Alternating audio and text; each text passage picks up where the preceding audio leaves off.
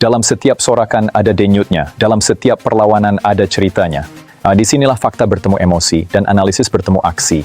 Salam sejahtera, selamat datang ke Nadi Sukan, denyut dunia sukan. Ranking Harimau Malaya jatuh mendadak. Adakah ini sekadar angka atau petanda krisis sebenar bola sepak negara? Kenapa kemenangan Malaysia boleh dibatalkan sehingga ranking menjunam? Adakah sudah tiba masa reformasi besar dalam FAM? Dan persoalan paling penting, mampukah Harimau Malaya bangkit semula? Menurut laporan berita harian, Kementerian Belia dan Sukan, KBS, menggesa Persatuan Bola Sepak Malaysia, FAM, supaya melakukan reformasi menyeluruh selepas ranking FIFA skuad Harimau Malaya jatuh sebanyak 14 anak tangga.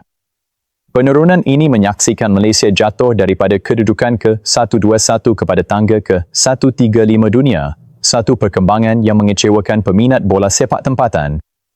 Isu ini juga dikaitkan dengan keputusan Konfederasi Bola Sepak Asia, AFC, yang membatalkan 2 kemenangan Malaysia dalam kempen kelayakan Piala Asia 2027. Menteri Belia dan Sukan, Dr. Muhammad Taufik Johari menyatakan bahawa situasi ini perlu dijadikan pengajaran penting kepada semua pihak dalam ekosistem bola sepak negara. Menurut beliau, kejatuhan ranking ini bukan sekadar soal prestasi di atas padang, tetapi juga melibatkan aspek pengurusan, pematuhan peraturan dan perancangan jangka panjang. Beliau turut mengakui kekecewaan yang dirasai oleh peminat bola sepak Malaysia, terutama selepas beberapa kontroversi yang melibatkan skuad kebangsaan sejak kebelakangan ini. Namun begitu, KBS menegaskan mereka tidak akan campur tangan secara langsung dalam pentadbiran FAM kerana badan bola sepak perlu kekal bebas daripada campur tangan politik, selaras dengan prinsip FIFA.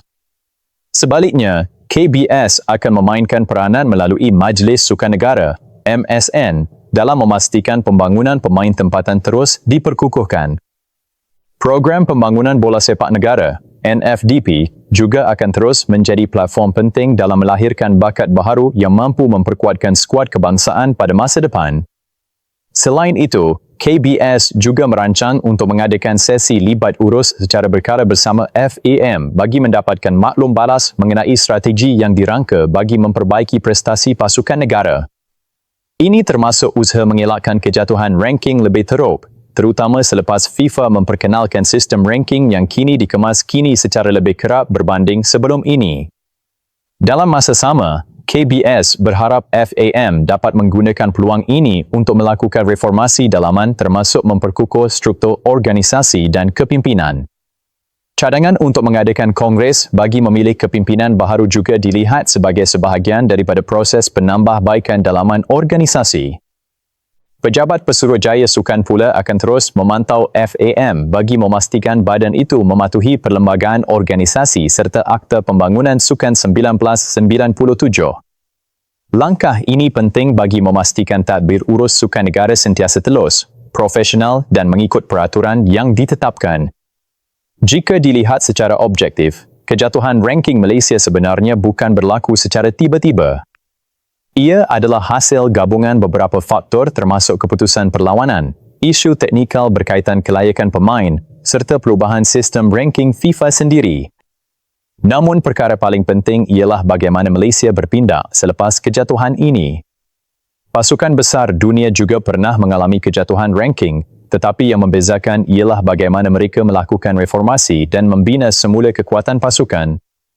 Malaysia sebenarnya mempunyai potensi besar jika pembangunan akar umbi dilakukan secara konsisten dan profesional. NFDP misalnya telah melahirkan beberapa pemain muda berbakat, tetapi kesinambungan ke peringkat skuad senior perlu diperkemaskan. Selain itu, kestabilan liga tempatan juga memainkan peranan penting kerana liga yang kompetitif akan membantu meningkatkan kualiti pemain kebangsaan. Apa yang diperlukan sekarang mungkin bukan sekadar perubahan kecil, tetapi pendekatan lebih strategik dalam pembangunan bola sepak negara. Ini termasuk aspek pengurusan profesional, sains sukan, pembangunan jurulatih dan pendedahan antarabangsa kepada pemain muda. Jika reformasi ini berjaya dilakukan secara menyeluruh, kejatuhan ranking ini mungkin boleh menjadi titik kebangkitan bola sepak Malaysia. Apapun keadaannya, kejatuhan ranking ini harus dilihat sebagai wake-up call kepada semua pihak dalam bola sepak negara. Peminat tentunya berharap perubahan yang dirancang bukan sekadar retorik tetapi benar-benar membawa hasil. Persoalannya sekarang, adakah reformasi ini akan benar-benar berlaku? Dan mampukah Harimau Malaya kembali mengaum di pentas Asia?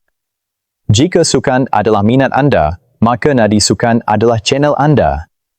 Subscribe sekarang dan teruskan bersama kami mengikuti denyutan sebenar dunia sukan. Nadi Sukan, denyutan dunia sukan. Terima kasih, jumpa lagi.